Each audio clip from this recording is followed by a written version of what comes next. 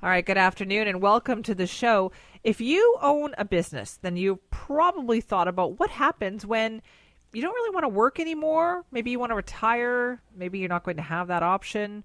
What do you do with your business? How do you plan for succession? Do you want somebody else to run your business? Do you want to shut it down? And what are the tax implications of all of that? Well, guess what? We're going to give you some help with this. Bill Cooper joins us now, tax lawyer with Boughton Law. And he was kind of smiling and nodding his head while I was talking there because, Bill, I have a feeling you've heard this many, many times from people. Absolutely. It's a big issue, and actually the tax stuff is almost the easy stuff to deal with. It's the family issues where you got a family-run business. It gets very personal. Oh, I guess so. So what usually happens? Well, what usually happens is sort of what the CIBC report published a little while back said. There's $3.7 trillion about to change hands over the next 20 years, and only 60% of the owners aged 55 to 64 have even talked to their partners or their family about it. That's what happens. People just kind of leave it. It's one of those things. It's like wills. Nobody really wants to discuss them. Don't get me started on that. So I guess what makes this interesting to me then is so these are people who are going to retire in the next 10 to 20 years or want to kind of get out of the business. I would guess in the last 20 or 30 years, this really has been the era of working for yourself, right? Of having more small businesses than we've ever had before. Absolutely, and the government has encouraged it big time with low tax rates for Canadian-controlled private companies at 13.5 points. There's a lot of money in those small private companies, and that's where a lot of jobs have been created. What happens if you don't do any of this? Well, pay me now or pay me later, basically. This is pay what, you, or are we talking? Yeah, we're talking, your favorite tax lawyer, because the bottom line is without planning, you end up with a mess. And it can get very expensive to unwind that mess. Whereas if you can take a run at this, and you should start when you're age 55, it takes a while. I've seen families go a couple of years with family discussions trying to figure out what they're going to do. Do you think most small businesses are the proprietorship or kind of one person in charge? Typically, yeah, you've got one person that's running it. Very rarely do you find two arm's length parties who can get along as business partners. It happens, but it's rare. Usually there's a patriarch or a matriarch who run on the show. Okay, so what would be the first step if that sounds like somebody out there who they're listening going, yeah, I've been thinking about that. What is the first step they should take? Honestly, I dust off my will, go in and meet with my accountant and sit down and start the process. They can get you pointed in the right direction. Ultimately, you'll need some expertise, somebody who can, an estates lawyer can do that kind of work for you, or a tax lawyer such as myself. Right. But sit down, talk to your financial advisor. What are the different options here? Like selling it, I guess, passing it over to a family member, but then you have to make sure that family member really wants the business too. And is good at it. That's the other thing. I mean, some people, foot first, but, when it comes right down to it, they just don't have the skill set. So you really have to evaluate that. There's family transition, provided you got the right person. Sometimes an arm's length sale.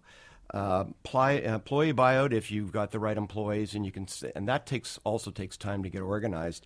And sometimes if there's no plan, the company just ends up winding up. Okay, let's talk about some of the tax implications of those things, and we're going to do that right after this. We're talking about succession planning for private business owners. If you own a small business, have you ever wondered what's going to happen when you don't want to work anymore? Maybe you want to retire. Maybe you want to go try doing something else. Have you thought about what happens to your company? Well, that's why we have Bill Cooper with us, tax lawyer with Boughton Law, to talk about exactly that. So, Bill, just before we went to break there, you mentioned 4 different options, transition options for business owners. What are those again? Again, family transition to somebody in the family, taking over, arm's length sale if you can't find that right person. Sometimes a key employee can be a good option as an employee buyout, or just wind up the business. Okay, so we're going to walk through the tax implications of each of these. Let's start with family transition. Is this the easiest thing to do where you just kind of walk away and let a family member take over? Well, it depends. I mean, a lot of cases it's just a natural evolution because you have family members who are involved in the business. So, I mean, you want to keep their jobs. So if you sell the business out from underneath them, I mean, it just makes sense to keep the business in the family. Then it's just a question of how do you deal with the tax bill that comes along when the death of the survivor of, husband and wife. There's a bill that's got to be paid. How do you deal with that? That can oftentimes be taken care of with capital gains exemption.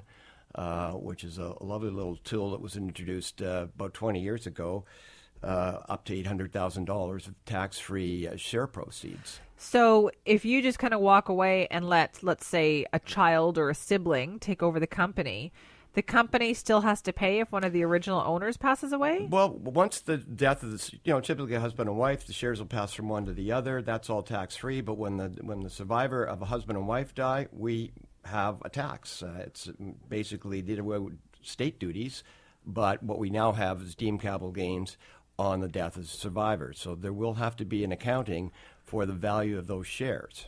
That sounds like kicking the can down the road. Yeah, and if is that one way of putting it, well, Bill? With proper planning, though, if you can keep the company on side, unfortunately, most successful small businesses don't actually qualify for the capital gains exemption, but that's $800,000 of coverage, tax-free coverage on your shares if you plan. Okay, so there are some benefits to that. Yeah. So that's about the family transition. Is that easy to do, though?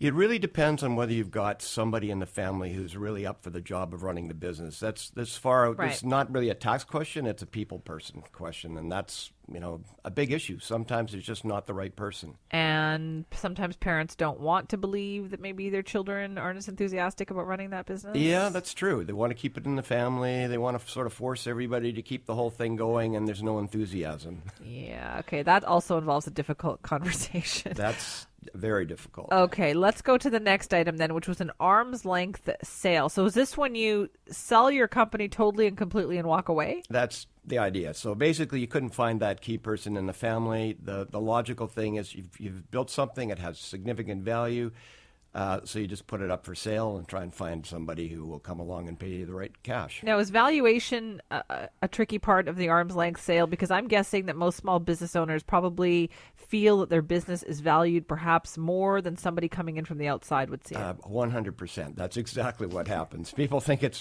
worth a fortune. Other people look at it and say, well, there's a lot of issues here. We got to deal with the bank. We got to deal with employees. So that's always a wrangle, and it's not always easy to find a buyer for a particular kind of business. And so often the success of a small business is dependent on the small business owner with their charisma, their connection to employees. That doesn't always translate to success if you are going to sell. 100%. Most small businesses are dependent on that one key personality that drives it ahead. And you take them away and you don't replace them with the right person, things can go sideways in a big hurry. Okay, but at that point, if you've got your money and you've walked away, that's okay. That's absolutely. Get the check, make sure it's in the bank, cash that check. Yeah, and make sure you're clear about, I'm done. I'm staying out of the business. Don't promise to hang around for anything. The only message there, though, that you got to be careful about is you need to plan well in advance. As I say, most small businesses don't qualify for the capital gains exemption, which is $800,000, $813,600 per person. So if you've got the planning, you need to do this about 2 years out in advance to make sure your company has the right asset mix. But potentially there's an opportunity to get a significant amount of money tax-free on a sale of shares. Okay, let's say you don't do that, though, and you are just selling the company and walking away. What kind of tax rates are we talking about on that? Pretty hefty. The top marginal rate on capital gains rate now is about 23%. We're going to see that go up, I'm pretty certain, with this new government. We were promised 2% rate reduction. Looks like we're probably headed the other direction, 2 points with the Liberals in power. Okay, so that means that if you sold your company, like after you've paid off all the debts, any kind of profit that you've made is subject to that? No, so basically, if you're selling the shares, basically the profits would be in the form of retained earnings in the company, which would be inventory and other assets that you've used to operate the business. And then there's the goodwill. In other words, the income earning capacity of that business. Okay. All of that will go to determine what the value of the business is worth. And typically you want to sell shares. Buyers just want to buy assets. Assets come with big tax bills. Okay. So this is where it gets complicated. This is why you need professional advice. No kidding. Okay, so that's just if you want to sell and walk away. Yeah. You have to make sure you're planning there. Let's talk about the employee buyout. You've got somebody who's been working with you. You think, wow, this person really has this business down. They get it. They have a feel for it, and they want to buy your business. That would seem ideal. Perfect, except for they have no money. Your typical employee doesn't have any money, so you're going to have to lend them part of that purchase price. They might borrow some of it against their own home, but then it gets difficult, and that requires planning because if a business involves building and land, oftentimes the employee could probably afford to buy the business, but they can't afford to buy the building it's operating out of. So this requires some advanced planning to separate the building and the land from the actual operating business to make it more affordable. Right. I would think that holding on to the building is probably more advantageous to the previous owner anyway. It's an excellent retirement plan. So you spin off the building, land and building in a separate holding company. You got to do this well in advance, but then you've got a company that's just an operating business, makes it a lot easier for the employee to buy in. What is the tax advantage to having it spun off into a separate holding company? Well, the whole idea would be to, so typically in private companies, one of the biggest assets of the value would be the land and the building. So by getting that out of the company, it's not really a tax advantage. It's more an advantage to make the business more affordable, open it up to more buyers. But all of this has to be done with careful tax planning. Otherwise, you're triggering a tax bill on those assets. So it needs to be done well in advance and with careful planning. It can all be done. And then, of course, you've got your owner who's now basically got their own retirement plan.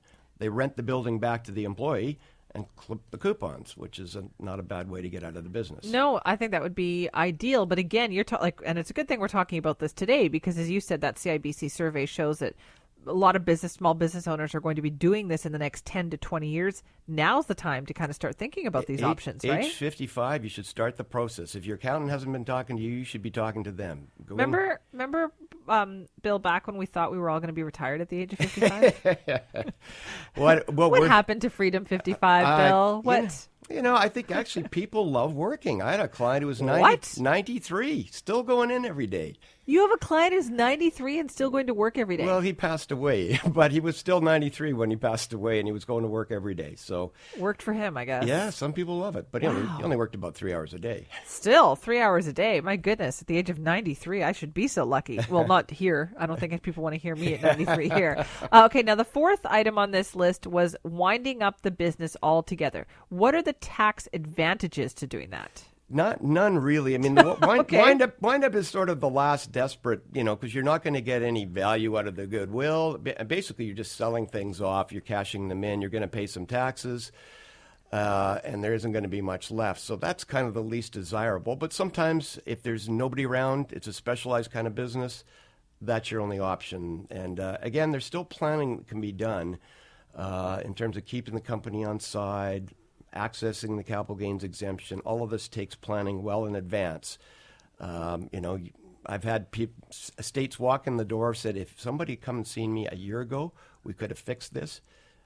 The fellow's now dead, and you've got a lot of taxes to pay. Ouch. Yeah. Ow. So the message is kind of consistent, is you need to talk to your advisors well in advance. Okay, here's another scenario then for you. So let's say somebody does come to you saying, you know what, I want to get out, I'm done. And you say, listen, geez, you should have started this process a couple of years ago because now you're going to be stuck with this big tax bill. What if they just hung in there for another couple of years then while you worked out those tax advantages? Absolutely. And in some cases, that's what happens. If you get out now, these are the taxes you're going to pay. The corporation's going to pay tax. When you take the money out of the company, you're going to pay more taxes. So if we can get this thing sorted out, separate the business from the investment assets and get a situation, get ourselves a couple of years where you get yourself back on side, every capital gains exemption is worth about $165,000 of tax-free money. So it's important. Bill, you sound like you're going to be a busy man over the next couple of years. We're seeing a lot of stuff in the estate planning area for sure. Okay, particularly for businesses? Particularly for small businesses, yep. Okay, where do they find you? At Boughton Law. Boughton Law, absolutely. Okay, Bill Cooper is a tax lawyer with Boughton Law. If you've got questions about the issues that we just talked about, he's the man to talk to. Bill, thank you so much for your time. Thank you. And we'll have more when we come back.